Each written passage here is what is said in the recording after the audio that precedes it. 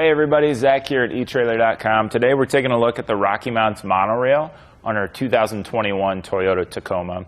The monorail is going to be a really good bang for your buck style bike rack. So it's not going to be at the top end like the Kuat Envy. It's definitely not an entry level rack, but it's really going to hang with the Envy when it comes to the features that you're getting for a little bit friendlier price. You're going to get a wheel mount style design. So that really comes in nice whenever we've got carbon bikes and just protecting the finish of our bikes, or if you've got a top tube that's kind of more slanted, you know, getting a frame style bike rack is not ideal for that. Now it also has a really good weight capacity at 60 pounds per bike, so that's up there. You're going to be able to carry most electric bikes with this too. If you're getting up there on something that's heavier, you might want to consider something like the Yakima on-ramp, but 60 pounds is a really good capacity. We're going to be able to get tire sizes up to 5 inches, so if you've got a fat bike, you're going to be able to fit that on there, but it's going to work out well for road and mountain bikes like this.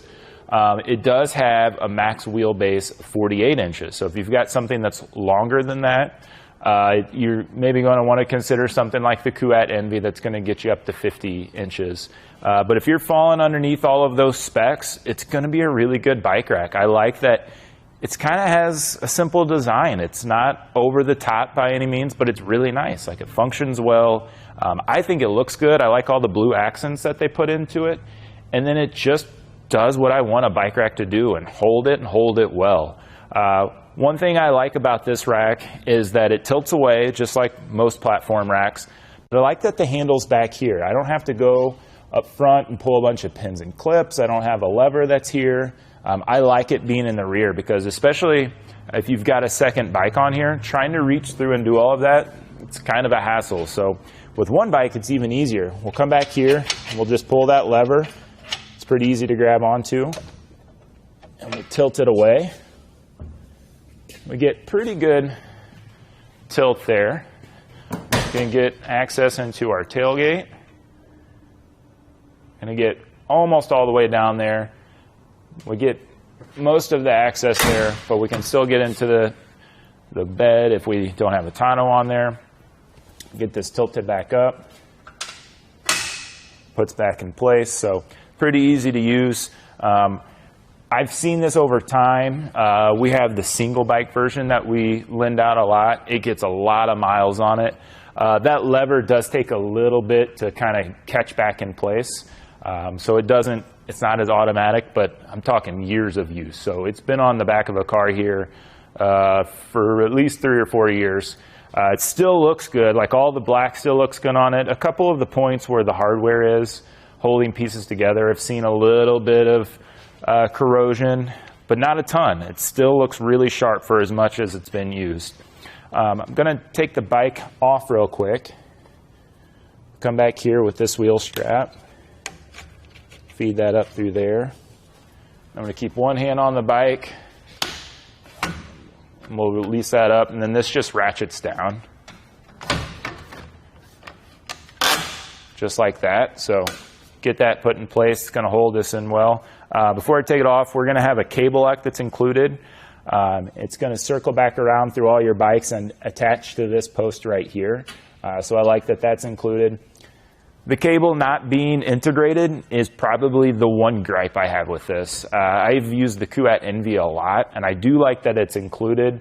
But if that's not something you're worried about, it's not that big of a deal. Just toss it in the truck, and then whenever it comes time to using it, just get it out. So really easy to run that the way you want to. So with a lot of integrated cable locks, you kind of have to put it where the bike manufacturer wants you to put it. So maybe you don't want it back here.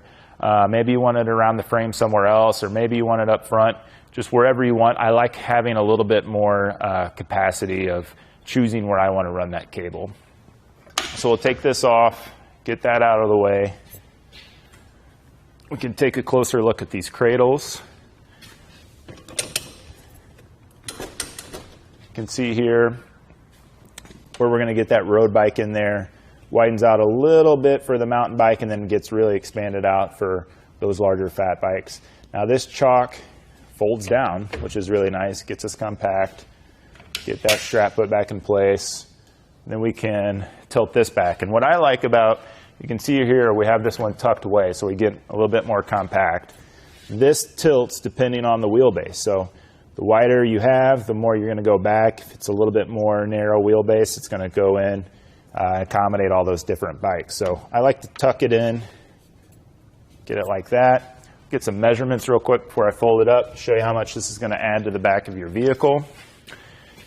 This one adds a little bit more because the spacing of the bikes is a little bit further out compared to most. Not by a ton, but in that respect, it does help when you've got a little bit more space. So 32.5 inches from our bumper to this point back out here.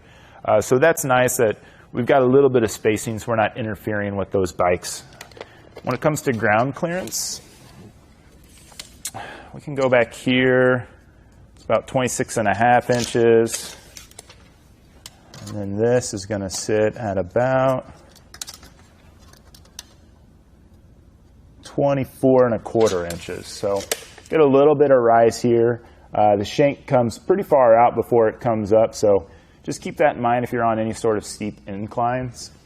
Plenty of clearance here. I mean, I can fit back here for the most part. We're at about 9 3/4 inch there. Now to tilt it up, just use that lever. Then it latches in place. We're adding about 15 inches to the back right here. Gets a little bit closer. We're at about 4 inches there. So ground clearance, this is going to be straight out. So on this TRD, we've got factory specs on that. We're just at about 15 3/4 inch, but that's going to change depending on the height of your truck. Got it on the 2-inch today. You can see with that anti-rattle in place, we're shaking the whole truck there. Got a little bit of movement up and down. So that's something to keep in mind, but that's going to be on most anti-rattle bolts like that. Some other companies like Kuat, they have a different mechanism in the shank. It helps out a little bit, but not a ton. You're going to get that movement. It's hard to eliminate it completely, but this does a lot of that side-to-side action, cuts that down. So included bolt there. You will need a wrench or a socket to get that tightened down. Comes with a cable, or a lock here. All of that's key to like with this lock back here. I like that those, so you just have one key that you'll need. It comes with a spare for you. But another thing that I really like about this is you can add a third cradle on here. You can pick that up separately. You'll just pop this end out to give you that third bike option. So it's a pretty versatile rack, good weight capacity. It's got a lot of premium capabilities, but at not a premium price. So you're losing a little bit of smoothness compared to some of the other ones that are out there. You saw that when I was trying to put the arm down. It's not as smooth as Kuat and Thule on the higher end versions, but that middle of the road, like, I think it's a really good value for you. So I think you're going to be really happy with this. And that's going to do it for a look at the Rocky Mounts Monorail on our 2021 Toyota Tacoma. Here it is on our test course. We'll start by going through the slalom. This is going to show us the side-to-side action, which simulates turning corners or evasive maneuvers. Next, we're at the alternating speed bumps, which we'll see the twisting action. This will simulate hitting a curb or pothole or driving over uneven pavement.